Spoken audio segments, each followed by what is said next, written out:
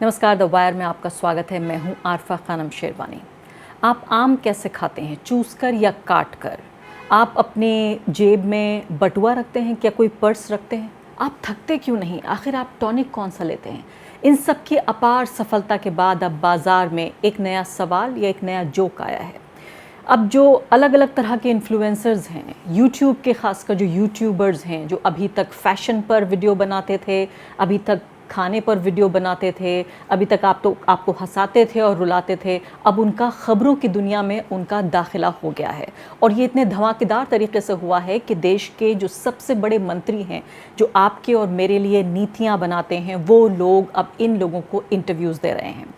एक विंडो में आप ये देखिए सवाल, जिसमें जो वाशिंगटन में वॉल स्ट्रीट जर्नल की पत्रकार सबरीना सिद्दीकी ने जब नरेंद्र मोदी अमेरिका गए हुए थे तो वहाँ उनसे सवाल पूछा कि भारत में मानवाधिकारों को लेकर और अल्पसंख्यकों की हालत को लेकर तमाम तरह के जो अधिकार समूह हैं वो सवाल उठा रहे हैं। आप क्या करना चाहते हैं? What are you willing to do to improve the condition of Muslims in India?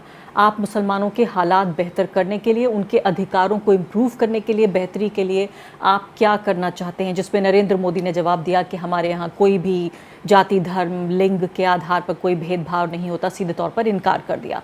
एक तरफ ये सवाल है जो एक विदेशी पत्रकार पूछ रही है भारत के प्रधानमंत्री से विदेशी धरती पर।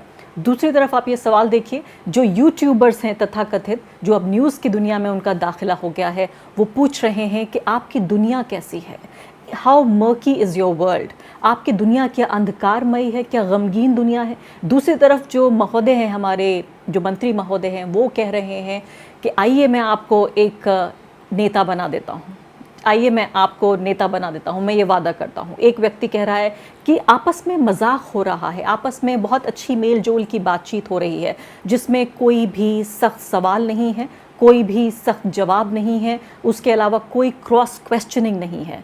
तो इस तरह के सवाल जब होते हैं एक खिड़की वाले, तो फिर उन महिला के साथ क्या होता है ये मैं आपको बताऊंगी। और दूसरी तरफ सरकार किस तरीके से तमाम तरह की अपारदर्शी, यानी ट्रांसपेरेंसी इसमें बिल्कुल नहीं है कि किस तरीके से इन लोगों को फील्ड किया जा रहा है, क्या जनता के पैसे का इस्तेमाल किया जा रहा है, किस तरह से इन यूट्यूबर्स का चुनाव किया जा रहा है, कि कौन से यूट्यूबर्स को इंटरव्यू दिया जाएगा, कौन से को नहीं दिया जाएगा। अगले कुछ मिनटों में मैं आपको यही तमाम जो डिटेल्स हैं, जानकारियाँ हैं, वो देने जा रही हूँ। लेकिन उससे पहले दुख से मेरा मन भर गया।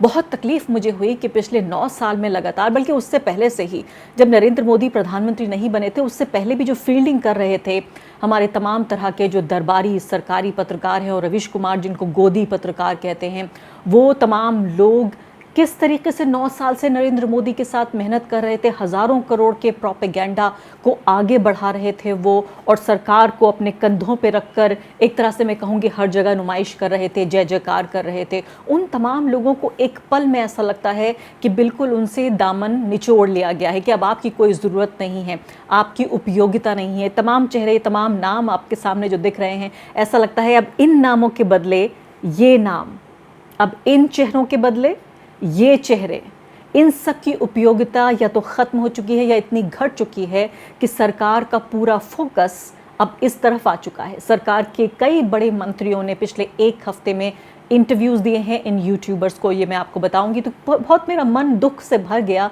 कि इतनी मेहनत के बाद तमाम तरह के नाम और तमाम तरह की आलोचनाएं सहते हुए ये लोग बिल्कुल नतमस्तक रहे, सरकार का इतना गुणगान किया, उन्होंने ढोल बजाया, नक्कारे बजाए, सब कुछ के बावजूद 1 मिनट के अंदर जब उनकी उपयोगिता ख़त्म हो गई, उपयोगिता कम हो गई, जब उनका रेलेवेंस, उनका सिग्निफिकेंस कम हो गया, तो पूरे तरीके से सरकार ने पल्ला झाड़ लिया। पूरी जो लाइमलाइट है अब इस तरफ शिफ्ट हो रही है। धीरे धीरे अखबारों और टीवी से पूरा डिजिटल में शिफ्ट हो रहा है भाजपा का जो पब्लिसिटी का पूरा बाजार है। तो जो पॉलिटिक्स है और जो इन्फ्लुएंसर्स की मार्केट है, अभी कुछ दिनों पहले आपने देखा होगा कि जो अब बॉलीवुड की नई फिल्में आ रही हैं, उनको ये जो इंस्टाग्राम के इन्फ्लुएंसर्स हैं, ये इनको प्रमोट कर रहे हैं, उनके साथ नाच रहे हैं, गा रहे हैं, उनको अपने इंस्टाग्राम पे जगह दे रहे हैं, जो भी इनके बीच सिस्टम होता होगा। हम सवाल इसलिए नहीं पूछ रहे हैं बॉलीवुड वालों से, क्योंकि बॉलीवुड जनता के पैसे से नहीं नहीं चलता। बॉलीवुड में एक्टर्स को वोट देकर हम वहाँ एक्टिंग करने के लिए नहीं भेजते। लेकिन ये सवाल पूरी तरीके से जायज़ हैं जब भारत में चुने हुए जो लोग हैं, चुनी हुई सरकार के जो सांसद और मंत्री और प्रधानमंत्री हैं, उनसे हम सवाल पूछेंगे।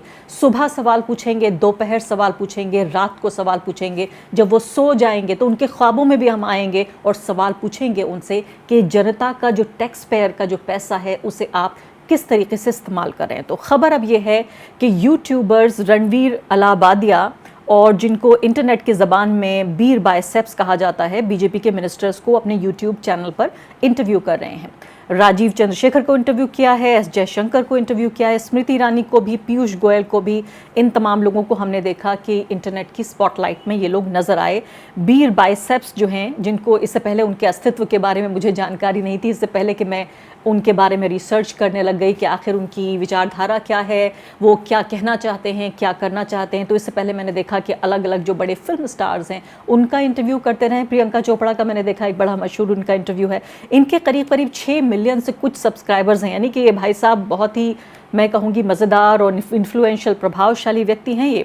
और इंस्टाग्राम पे इनके 2.5 मिलियन इंस्टाग्राम पे इनके फॉलोअर्स हैं, और ट्विटर पर भी इनके देखें तो 6 लाख से कम फॉलोअर्स हैं। तो ये समझिए कि आप भारी भरकम प्रोफाइल वाले ये व्यक्ति हैं। तो सरकार ने इन 50 यूट्यूबर्स के साथ एक मीटिंग की।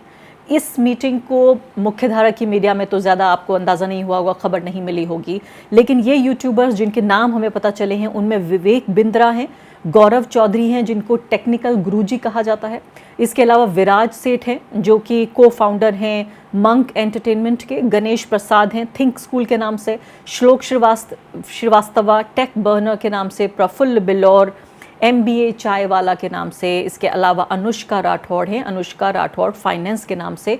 और ये मिनिस्ट्री ऑफिशियल्स को कोट किया है PTI की इस रिपोर्ट ने कि इन लोगों को बुलाया गया 50 में, और दूसरे लोग भी हैं। तो जो गवर्नमेंट है, हमारी जो सरकार है, इसी कड़ी में आप ये देखिए कि जब ये इंटरव्यूज़ पब्लिश हो रहे थे, इनको आप देख रहे थे, ज़रूर जाके आप देखिए और देखिए कोई भी एक ऐसा सवाल है जो आप पूछना चाहते थे मंत्री महोदय से, वो सवाल पूछा गया है।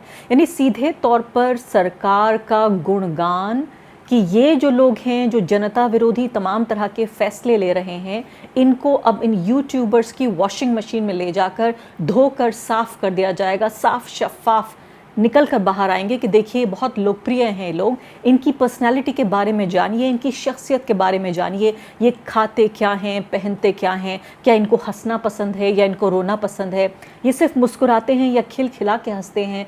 यानी ये सब हमें जानने की ज़रूरत है हमारे नेताओं मंत्रियों के बारे में। ये जानने की ज़रूरत नहीं है कि गरीब लोगों के कल्याण के लिए क्या कार्यक्रम हो रहा है, बेरोज़गारों की जो नौकरी है उनको दिलाने के लिए, बेरोज़गार लोगों को नौकरी दिलाने के लिए क्या काम हो रहा है, हमारी जो महिला विकास मंत्री हैं महिलाओं के लिए क्या कर रही हैं, विदेश मंत्री जो हैं वो क्यों ये नहीं बता पा रहे हैं कि नरेंद्र मोदी सरकार का पिछले 9 साल में क्या बड़ा कामकाज रहा है, क्यों नहीं हमारे दूसरे जो तमाम तरह के IT जो मिनिस्टर हैं वो मुश्किल सवालों का जवाब क्यों नहीं दे पा रहे हैं। ये सब के अलावा सिर्फ़ और सिर्फ उनको पसंदीदा बनाने के लिए एक तरह का ये मैकेनिज़्म तैयार किया जा रहा है। इसी के साथ साथ फ्रंट पेज पे एडवर्टाइजमेंट दिया है हमारी सरकार ने, विज्ञापन दिया है जिसमें जो ये जाने माने इन्फ्लुएंसर्स हैं इनको फ्रंट पे लाया गया है।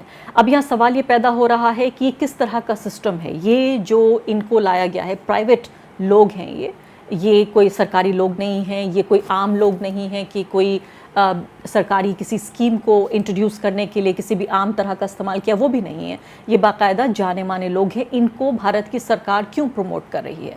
अभी तक सवाल ये उठ रहे थे, खासकर अपार गुप्ता ने ये सवाल उठाया था कि किस तरीके से ये जो टेंडर 7 मार्च को सरकार ने अपनी वेबसाइट पर जारी किया और क्या इस टेंडर के बारे में जो पारदर्शिता को लेकर और तमाम तरह की कानूनी पहलू को लेकर सवाल वो उठा रहे थे। अभी फ़िलहाल इन यूट्यूबर्स ने ट्विटर पर आकर सबको बताया है कि इनको कोई पैसा नहीं दिया गया है, इनको पैसा नहीं दिया गया है, तो फिर किस लिए ये काम कर रहे हैं। इसके अलावा क्या ये सिर्फ सरकार की विचारधारा को आगे बढ़ाएंगे।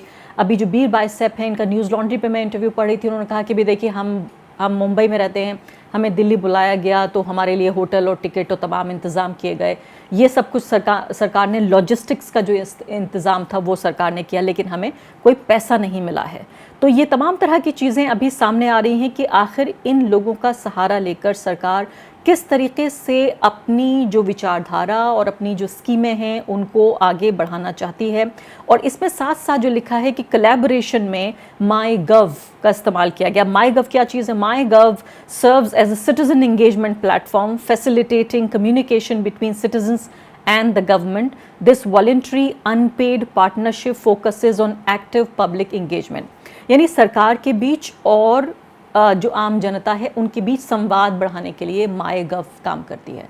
अब यहाँ सवाल ये पैदा हो रहा है कि एक ऐसे प्रधानमंत्री, एक ऐसी सरकार जो पत्रकारों के सवालों से बचने के लिए कुछ भी करती है, यानी यहाँ तक कि जो सबरीना सिद्दीकी हैं, जब भारत के किसी पत्रकार का सवाल का जवाब नहीं दिया गया तो सबरीना सिद्दीकी को ने जब सवाल पूछा उसके बाद लगातार तब से लेकर जो उनकी ट्रोलिंग शुरू हुई, उनके ख़ानदान दर ख़ानदान की जो परतें उखाड़ दी गईं और उनके बारे में बताया गया कि कैसे वो पाकिस्तान समर्थन करती हैं पाकिस्तान का, हालांकि वो उनका जो एंसेस्ट्री है वो भारत में मिलती है। बताया गया कि वो सर सैयद अहमद ख़ान जो अलीगढ़ मुस्लिम यूनिवर्सिटी के संस्थापक हैं उनके परिवार से वो आती हैं, लेकिन उनको पाकिस्तान समर्थक कहा गया।